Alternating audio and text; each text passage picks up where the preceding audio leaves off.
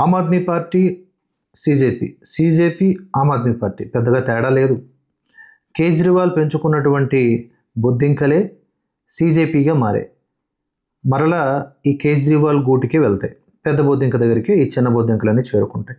ఇది జరిగి తీరుతుంది, రాసి పెట్టుకోండి. ఈ మాట ఎందుకు అనాల్సి వస్తుంది అంటే, వీళ్ళు ఒక కోర్ టీంని అనౌన్స్ చేశారు. ఆ కోర్ టీంలో ఉన్నటువంటి వ్యక్తులు, వాళ్ళ వివరాలు అవన్నీ మీకు ఒకసారి నేను చెప్తాను, మీకే అర్థమైపోతుంది. కుదిరితే కొన్ని వీడియోస్ కూడా ప్లే చేస్తాను, క్లారిటీ వచ్చేస్తుంది. ఒకసారి చాడా శాస్త్రి గారి అనాలిసిస్ చూద్దాం. తన 10 సంవత్సరాల పాలనలో ఢిల్లీ ముఖ్యమైనటువంటి సమస్యలైన పొల్యూషన్, డ్రైనేజీ, గార్బేజీ, రవాణా సమస్యలు తీర్చలేక, లిక్కర్ స్కామ్తో క్లీన్ ఇమేజ్ పోగొట్టుకొని, ఢిల్లీ ప్రభుత్వంని మరియు సొంత ఎమ్మెల్యే సీట్ను కూడా పోగొట్టుకొని, విశ్వసనీయతను కోల్పోయి, పూర్తిగా పరువు కూడా పోగొట్టుకొని, ప్రజలచే తిరస్కరించబడ్డ అరవింద్ కేజ్రీవాల్ తిరిగి ప్రజలలోకి రావడానికి తయారు చేసుకున్న సరికొత్త వేదిక కాక్రోచ్ జనతా పార్టీ. ఎందుకంటే సీజేపీ ఆవిర్భావం నుండి సీజేపీ నేతలకు ఆప్కి దగ్గర సంబంధాలు ఉన్నాయనేది బహిరంగ రహస్యం. అసలు సీజేపీ వ్యవస్థాపకుడైనటువంటి అభిజిత్ దీప్కే రాజకీయాలకు కొత్త కాదు. 2020 నుంచి 2023 మధ్యకాలంలో ఈ దీప్కే Aam Aadmi Party social media IT టీంలో పనిచేశాడు. ఇక్కడ కొన్ని గంజాయి మొక్కలు ఐపాక్లో పనిచేసినట్టు. ఢిల్లీ అసెంబ్లీ ఎన్నికల్లో మీమ్ ఆధారిత క్యాంపెయిన్లు చేశాడు. ఢిల్లీ విద్యాశాఖ కమ్యూనికేషన్స్ సలహాదారుడిగా కూడా పనిచేశాడు. అలాగే మిగతా ముఖ్య ముఖాలైనటువంటి సౌరవ్ దాస్, అశుతోష్ రంకా కూడా ఆమ్ ఆద్మీ పార్టీలో గతంలో సంబంధాలు నెరిపిన వారే. మిగతా రాజకీయ పార్టీలు దూరంగా ఉండి మద్దతు తెలిపితే, ఢిల్లీ జంతర్ మంతర్ ధర్నా వద్దకు కేజ్రీవాల్ నుండి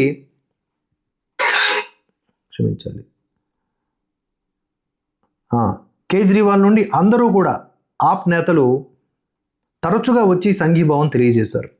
ఈ మధ్యకాలంలో కాక్రోచ్ జనతా పార్టీ నాయకుల ప్రకటనలు చూస్తే 2012లో అన్నా హజారేను ముందు పెట్టి అరవింద్ కేజ్రీవాల్ చెప్పినటువంటి రాజకీయ పార్టీ పెట్టం, పోరాట సంస్థగానే కొనసాగుతాం, అధికారం కోసం కాదు, పదవుల కోసం కాదు, ఇతర రాజకీయ పార్టీలతో కలవం అంటూ చెప్పినటువంటి సేమ్ డైలాగ్స్ ఇప్పుడు సీజేపీ నేతలు కూడా రిపీట్ చేస్తున్నారు. అదే స్క్రిప్టు.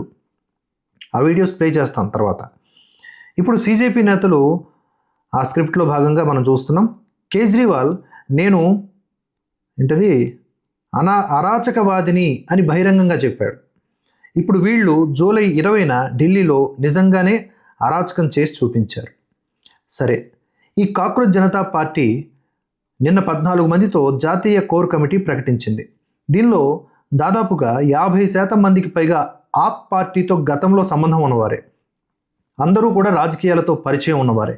ఈ కమిటీలో ఒక్కరు కూడా సీజేపీ పార్టీలోకి కొత్తగా వచ్చిన నిజమైన జెన్జీ యువత కానీ విద్యార్థి కానీ లేరు. 14 మందిలో 3 తప్ప అందరూ 30 నుంచి 35 సంవత్సరాల మధ్య ఉన్నటువంటి ముసలోళ్ళే. అంటే వీళ్ళ దృష్టిలో ఓన్లీ జెన్జీ కదా యువత, వీళ్ళందరూ ముసలోళ్ళే. మరి ఇప్పుడు నిన్న ప్రకటించినటువంటి 14 మంది సభ్యులలో ఆప్ పార్టీతో సంబంధం ఉన్న వారి వివరాలు ఇప్పుడు మనం చూద్దాం. అభిజిత్ దీప్కే ఆల్రెడీ తెలిసిందే కదా, ఈయనకు ఆప్తో గల గత సంబంధాల గురించి మనం ఆల్రెడీ చెప్పుకున్నాం కదా. Next Ashutosh Ranka, IIT Kanpur, LSC మాజీ McKinsey consultant, Aam Aadmi Party నడిపే ఢిల్లీ ప్రభుత్వంతో అసోసియేటెడ్ ఫెలోగా, మీడియా అండ్ డేటా టీంలో, రాజస్థాన్ ఇంటెలెక్చువల్ వింగ్ సెక్రటరీగా 2005 వరకు ఆయన లింక్స్ ఉన్నాయి. ఆమ్ ఆద్మీ పార్టీతో గత కనెక్షన్లు ఉన్నాయని అంగీకరిస్తూ సీజేపీలో చేరాక అవి తెగిపోయాయని కూడా చెబుతూ ఉన్నాడు ఈయన. ఇక సౌరవ్ దాస్ స్వతంత్ర పరిశోధన జర్నలిస్ట్, ఆర్టీఐ ఆధారిత రిపోర్టింగ్, జ్యుడిషియరీ ఆర్ గవర్నెన్స్ అంశాలపై రాశారు. ఆమ్ ఆద్మీ పార్టీ నేతలతో కలిసి కొన్ని కేసుల్లో, ఉదాహరణకి ఢిల్లీ హైకోర్టు కంటెంప్ట్ వ్యవహారాలు, వీటిల్లో కలిసి పనిచేశాడు. అధికారిక ఆమ్ ఆద్మీ పార్టీ పదవి కంటే జర్నలిస్ట్గా ఆప్తో ఎక్కువగా సాన్నిహిత్యం కనిపిస్తుంది. నెక్స్ట్ అజింక్య షిండే, ఇతన్ని కూడా అనౌన్స్ చేశారు వీళ్ళు. సీజేపీ కోర్ టీం ప్రకటనలో ఆర్గనైజేషన్ ఇన్ఛార్జ్గా నియమించబడినటువంటి ఈ వ్యక్తి Aam Aadmi Party Maharashtra youth wing convener, అలాగే state president, national organisational building team సభ్యుడిగా కూడా ఉన్నాడు. గోవా సహప్రభారిగా కూడా పనిచేశారు. ఇక విజయ్ రెడ్డి మల్లంగి, ఇతడు తెలంగాణకు చెందినటువంటి ఆమ్ ఆద్మీ పార్టీ దక్షిణ జోన్ మీడియా హెడ్.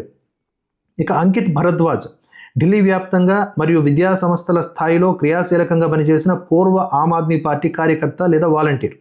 ఇక దీపక్ బలియాన్, ఈయన హర్యానా లేదా ఢిల్లీ ప్రాంతాలకు చెందినటువంటి రైతు ఉద్యమ మరియు యువజన నాయకుడు. ఆమ్ ఆద్మీ రైతు విభాగాలు మరియు విద్యార్థి విభాగం ద్వారా జరిగిన పలు ఆందోళనల్లో భాగస్వామ్యం ఉంది. అంటే ఇది కొత్త సీసాలో పాత సారా వంటిది అని అర్థమైంది కదా. మీ అభిప్రాయాన్ని కామెంట్స్ రూపంలో చెప్పండి. ఒకసారి video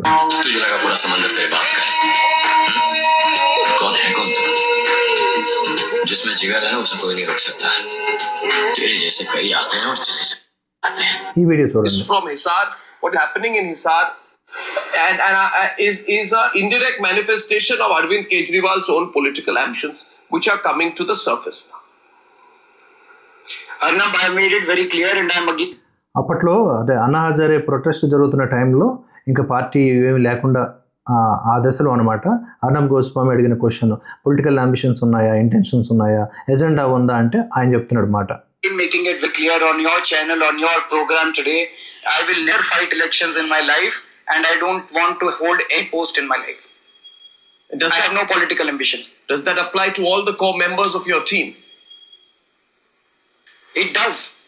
But I can't take responsibility of others. As of today, it does. But I can't take responsibility of others. I can talk about myself. I have no political ambitions. And you will never fight an election. You will never seek a political post. I'll never fight an election. I have a few dreams for this country. సొల్లు తప్ప ఇంకేమీ లేదు. ఇలా చెప్పి అక్కడ అన్నా హజారేకి వెన్నుపోటు పొడిచి ఆ తర్వాత రాజకీయాల్లోకి వచ్చి 2-3 సార్లు రాజీనామాలు చేసి ఈ సీఎం అయ్యి శీషామహల్ కట్టుకొని లిక్కర్ స్కామ్లో ఇరుక్కొని బయటకు వచ్చేసి ఆ తర్వాత జైలుకు పోయి ఎన్ని చూసాం మనం. ఇప్పుడు ఈ ముఖంతో అవ్వట్లేదు కాబట్టి బొద్దింక మొహాలతో వచ్చారు. ఆ టీంలో బొద్దింక టీంలో కూడా వీళ్ళకి సంబంధించిన వాళ్ళు ఉన్నారు.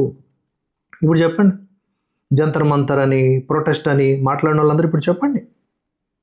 ఇలాంటివన్నీ నిజాలు కొంచెం ఆలస్యంగా వెలుగులోకి వస్తాయి కాబట్టి వేడి వార్తలకు వేడివేడిగా రియాక్ట్ అయిపోవడం కాదు, ఆచితూచి అడుగులు వేయాలి.